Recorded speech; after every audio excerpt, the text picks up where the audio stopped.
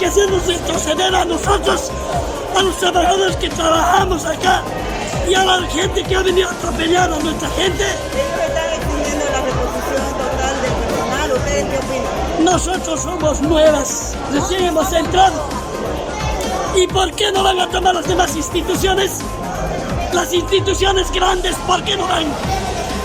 Hay muchas instituciones que las pititas están ahí, ¿por qué no van a tomar eso?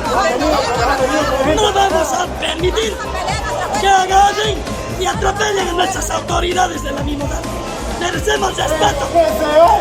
No es eso. Queremos que se vaya. Queremos que se vaya. Queremos que se vaya. Queremos que se vaya.